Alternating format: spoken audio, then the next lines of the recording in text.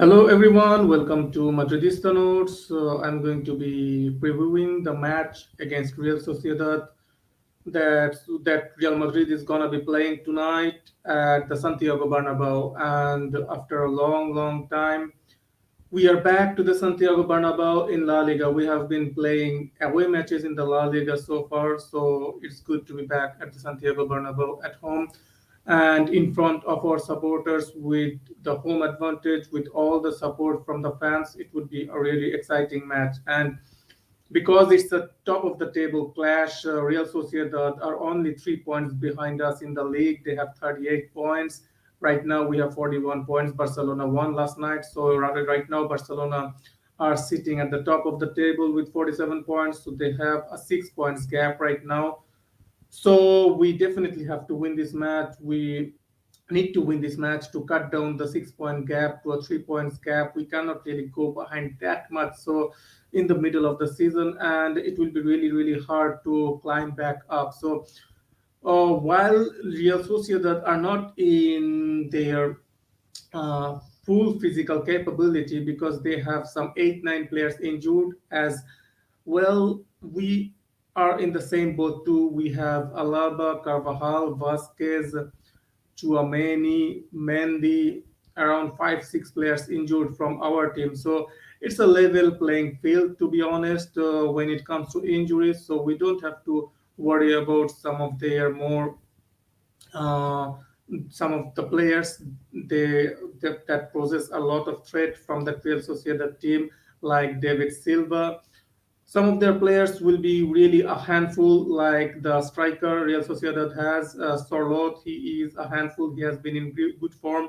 In the last 5 matches, Real Sociedad hasn't lost a match in La Liga. They have been on a winning streak until the Copa del Rey match, where they unfortunately lost to Barcelona. So, and they have Kubo, former Real Madrid player, of course, the Kubo, who has been in good form too, who is lighting it up in Real Sociedad this season. And because of some players who are in great form, they are sitting pretty at the top of the at the top three in the table. They're in right now third place. So I think it's going to be a really exciting match. It's going to be end to end. Real Sociedad is an attacking team. It's an exciting team to watch.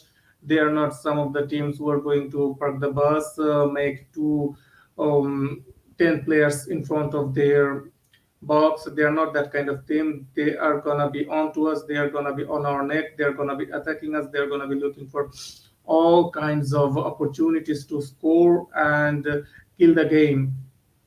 So we will have our own chances. I hope they won't be as they are an attacking team. Of course, they are not really a slouch when it comes to defending, but their defending is not that something they would pride themselves in. They pride themselves in as an attacking, as an exciting team, not the defensive part of the game. So we will have our own chances to score on the other side of the pitch, and we will have to take great advantage to get the 3 points. It's the third place team in the La Liga, so it's not going to be a walk in the park. And how we are playing recently in La Liga and how our form has been, we are scraping by results. To be honest, we are getting the results, but our performance are nothing to write home about. It's not encouraging performance, exciting performance, but when we are playing every 3 days, there isn't much time to recover or plan for these matches. So the players, it's most of the time, it's onto the players who are playing on that pitch to get those results out. Just get out from the fields with 3 points. That's it. That's the most important thing, to be honest, and that's what we should be focusing on. My team, as it's being reported that Camavinga will be playing as the left back. He finished the game as a left back against Atletico in the Copa del Rey quarterfinals. So I think everyone saw he can be serviceable there. As right now we don't have a left back or a backup left back. Both Alaba and Mendy is injured, and Nacho will have to fill in the right back role, or else he could have filled in the left back role. As Nacho will be filling in the right back role, and Ancelotti doesn't trust Odriozola to play. So I expect Kamavinga to come on to the pitch as a left back, so that gives us a dilemma. Modric has played 120 minutes. We cannot start with Modric, so I think in midfield we are gonna go with a Cruz, Valverde, and Ceballos midfield to start. In defense, the defense picks itself. The other players, Nacho, Rudiger, Militao, and of course Camavinga. And then Cruz, Ceballos, and Valverde is gonna be my midfield. In attack, that's the problem where we have a problem. Benzema and Vinicius, of course, picks themselves, but Rodrigo has been in good form. He is showing really, really good form when playing through the middle or coming off the left. We shouldn't really push him to the right side anymore. It's totally wastes his talent, his productivity. Everything is totally stifled on that right hand side. So we should avoid to deploy him on the right hand side. Maybe we can play Asensio.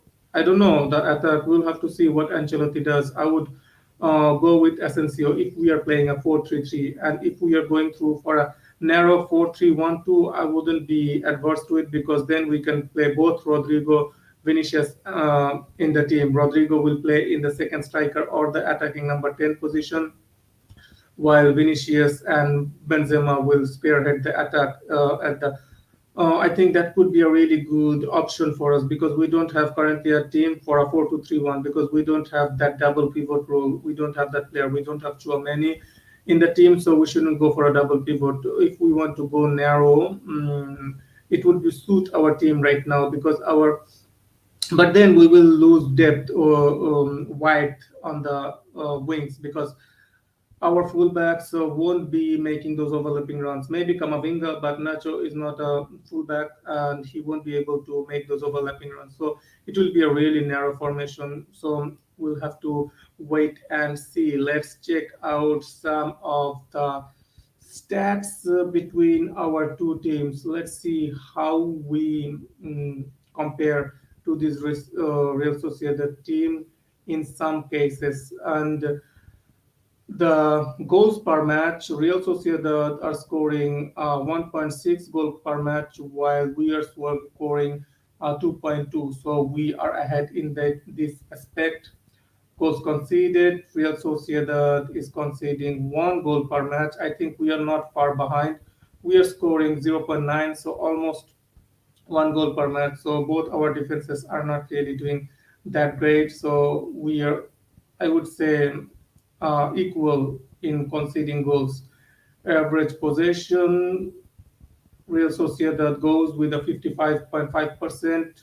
It's same again, 57.56%. So they are not a club. They are not a team who really targets the maximum possession. They are happy to have the possession, of course, but they are not a team who really tries to hog the ball and get as much as possession. They try to be as influential in the attack as possible. They try to score goals as quickly as possible. They are not someone who will just bore you to death with passes. So that's it.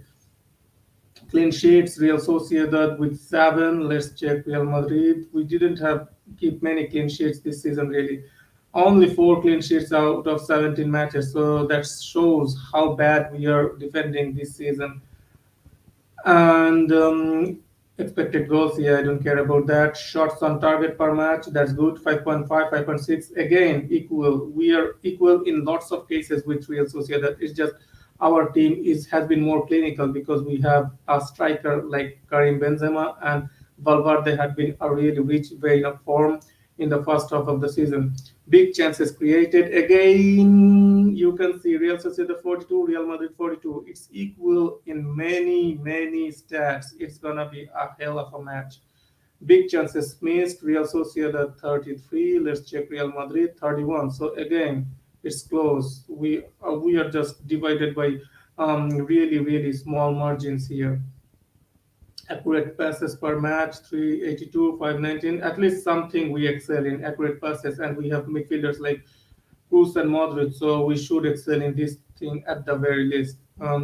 Accurate long balls, we seem to attempt some long balls, so we should check this one. Long balls, yeah, 27.5 and Sociedad 26.6. So yeah, again, equal crosses, 3.6 crosses. So they are not really that high on crosses. We are not that high on crosses too because we are not in the first 15. So it doesn't even matter if we check this one or not.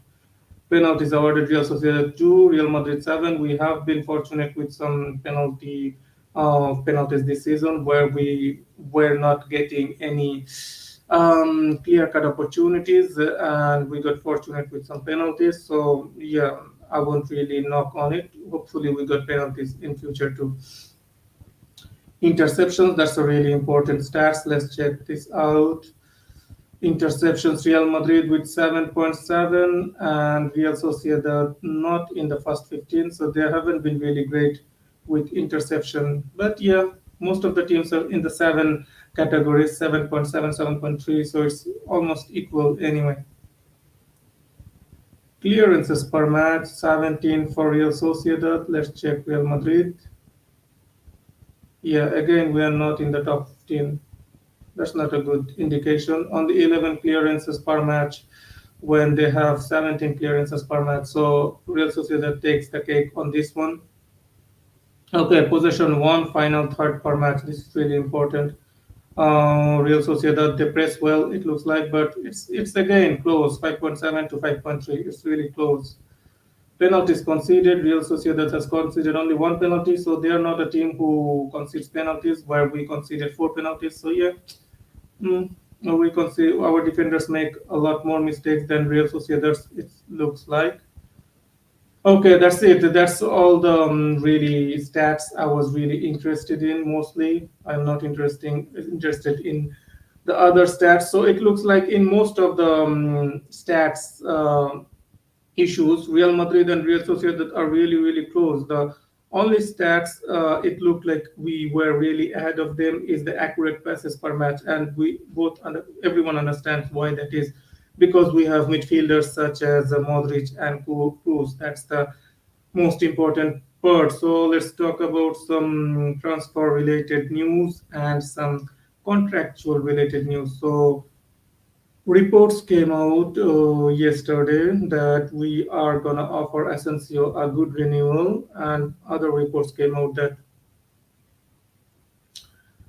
Asensio expects a lot more minutes and better role in the team ahead of more money. I guess he expects both because his agent is George Mendes, and George Mendes never expects less money. So I don't even understand why we are really offering him offering him an extension. To be honest, he is not a natural right winger. He is a number 10, maybe that's his best position could be, and we don't play with a number 10. So I think it's just we don't want to let him go for free, and maybe we will use him as backup and stuff like that. So let the board do what they do. The renewal of Cruz, I don't know. They were saying that in February he will decide. Now they're saying after February he will decide. So we'll just have to wait and see.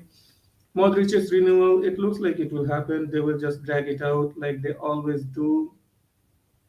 There are optimistic reports about the renewal of Ceballos, but there aren't really much news about our transfer activity. The Fran Garcia news has totally died down, to be honest, so there is nothing there. While we need some signings in the right wing position, the scouting department, the department who really excels in these things are not really talking about that. We have saw reports that Carlo Ancelotti wants signings in attack, while Huni Kalafat, who heads our recruiting department, wants signings in fullback. Why not both? We need both. So I really don't understand this dilemma. We should go for both. Why is this confusion going on? The reports came out that Carlo Ancelotti is not happy with the signings that we have been making after winning the League and Champions League. He didn't feel he was sufficiently backed, and I understand his frustrations, which he wasn't backed sufficiently, and He thinks that we are waiting around with the money for big signings like Jude Bellingham and Mbappe. Instead of worrying about the present, we are worrying about the future, and that's true to an extent too. Whenever he asks for signing, reports are saying that he is being told to look into the Castilla, and in Castilla he only likes one of two players like Mario Martin. He doesn't really fancy Arribas or that right back Vinicius Tobias or maybe someone like Iker Bravo or Nico Pudge. So we cannot really force him through it. And you have seen our squad, not many Castilla players in the team, even when we have so many injury problems. So that's it. That's all the news for today. If there are updates, I'm gonna of course update you. Thank you for watching. Have a good day, good night, wherever you were. See you next time. Hala Madrid.